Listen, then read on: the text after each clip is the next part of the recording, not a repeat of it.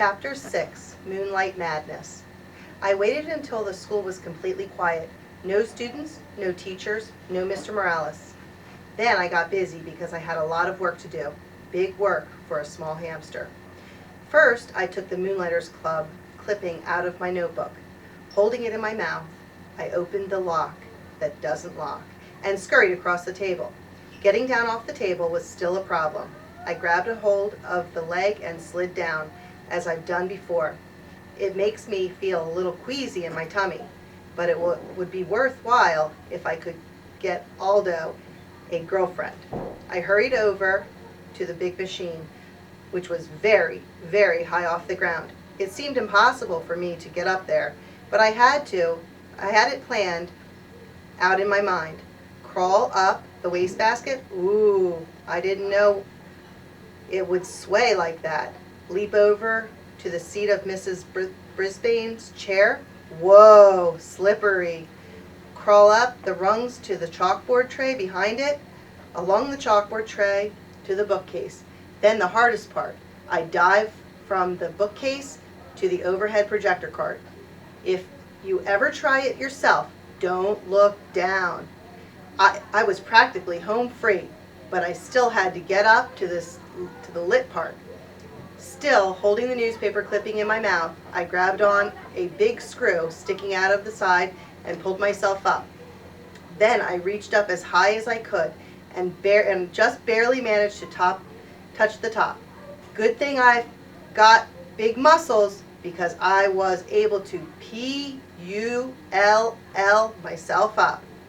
I was there. It was like climbing Mount McKinley, the tallest mountain peak in the United States. Asked Mrs. Brisbane. I quickly pushed the switch. I wished I had some sunglasses, because I was suddenly surrounded by a blinding light. It was like being inside a light bulb. I took the newspaper clipping out of my mouth and carefully laid it on the flat glass. Then I looked up at the wall and no. Up on the screen was a picture of a car, and behind it there was jumbled up backwards writing. I realized I must have laid the clipping on the glass upside down. I quickly turned it over, and there it was. All the information about the Moonlighters Club right there on the wall, with the outline of the car behind it. Aldo would be coming soon, so I hurried back to the cage. It was faster getting back because it was mostly downhill until the very end, when I had to swing my way up to the cord, to the blinds, and back to the table. I was panting pretty hard by the time I closed the cage door behind me.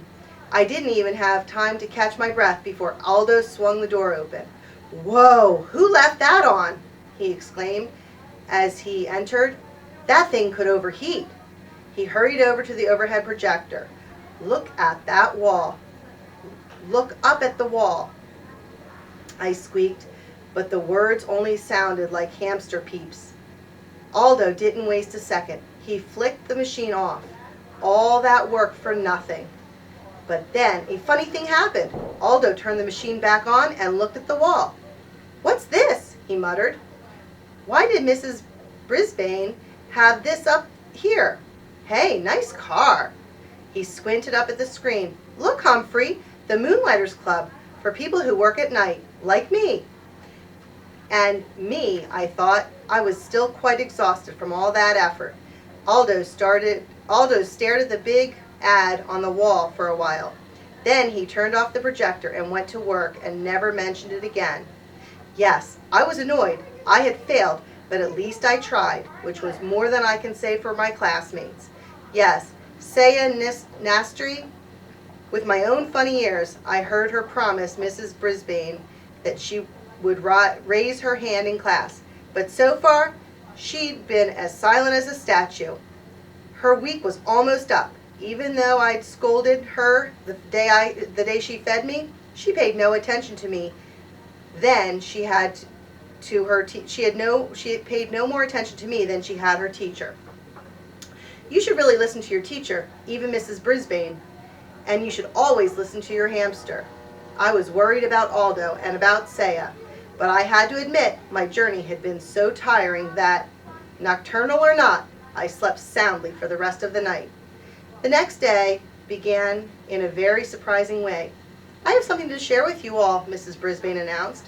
She held up a postcard with a picture of a colorful parrot perched in lush green trees. A postcard from Mrs. McNamara. Mrs. Brisbane would never ever call her Mrs. Mac.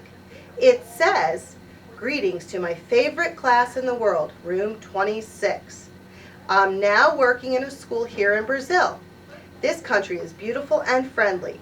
I really enjoyed talking with the parrots in the rainforest. I miss you all, especially my pal Humphrey. Lots of love, Mrs. Mac." Mrs. Brisbane had to say Mrs. Mac, since that's what the card was signed. Happy, happy, happy. Not only did Miss Mac remember me, she missed me most of all. Oh, and I missed her most of all, too. Especially every time I looked at Mrs. Brisbane and she glared back at me. Mrs. Brisbane showed us Brazil on the map and is far away. I'd like to be that far away, too, from Mrs. Brisbane. My head was so filled with memories of Miss Mac, that I only got 75% on my vocabulary test. After we graded the tests in class, Mrs. Brisbane said, "If you got 100% on the test, please raise your hand." That woke me up. What a clever way to get Saya to raise her hand, because she always got 100%. AJ raised his hand. Art raised his hand. Saya just stared down at her desktop. I was starting to get really mad at her. When it was time for map work, Mrs. Brisbane clicked on the overhead projector, and there it was, the Moonlighters Club ad right on the wall. Mrs. Brisbane wrinkled her nose, picked up the paper, and looked at both sides. Then she held it up to the light, and I think maybe she noticed those little tiny holes my teeth made when I carried it over there. Mrs. Brisbane looked over at my cage and wrinkled her nose again. Then she crumpled the paper and threw it into the wastebasket. She's smart, but she is also mean. She's not the only one. While she went on with her map work, wait for the bell, Garth Tugwell started making some very rude noises. Mrs. Brisbane didn't even turn around. When someone started giggling, she just said, "Stop giggling, Gail." So Garth's rude noises got louder and even ruder, and a lot of other kids giggled along with Gail. Suddenly, the teacher spun around to face them. "Very well, the whole class will stay in during recess for extra vocabulary words," she announced. Everybody groaned.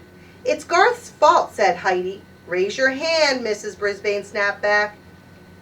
"You will all stay in during recess, unless the person making the noise wants to step forward and admit it." Nobody said a word.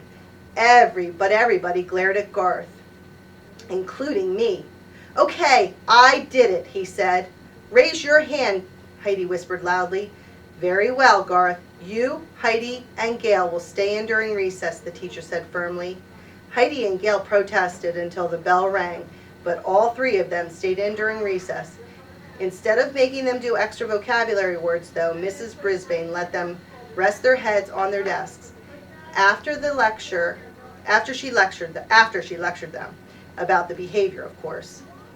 All this commotion had made me a little hungry for some reason, and for some reason I hadn't been fed yet. So I decided to squeak up for myself. Mrs. Brisbane turned and pointed at me angrily. I don't need any trouble out of you either," she said. Heidi raised her hand. "I don't think he's been fed today," she said.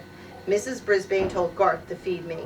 Then she dismissed the girls and told them to go outside and play for the rest of recess. So she wasn't completely mean to them anyway.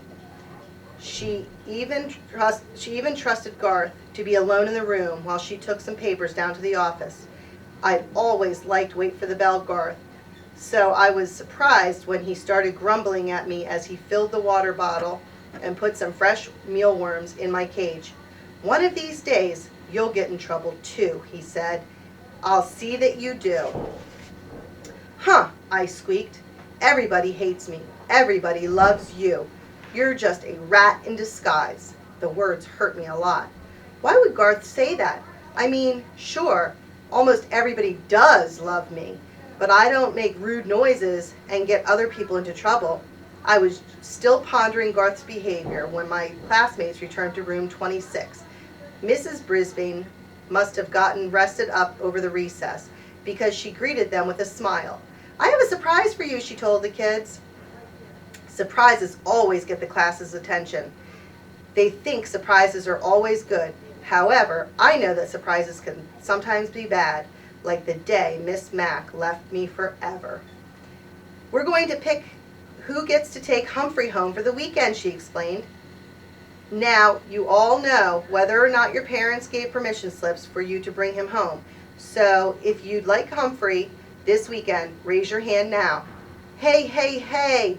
You should have seen the hands that went up. I could hardly believe my eyes. Miranda and Heidi and AJ and every single hand in the class except Garth's. Even Saya Nasseri raised her hand. Mrs. Brisbane noticed. "Saya, do you think it would be all right with your parents?" she asked. Saya nodded her head. "I can't hear you," said Mrs. Brisbane. "Yes, ma'am," said Saya. It was strange to hear her voice in the classroom. Mrs. Brisbane gave her a note to bring back from her family on Friday. I napped the rest of the afternoon, but whenever I woke up and glanced over at Saya's desk, I saw her doing something I'd never seen before, smiling. Tip 6.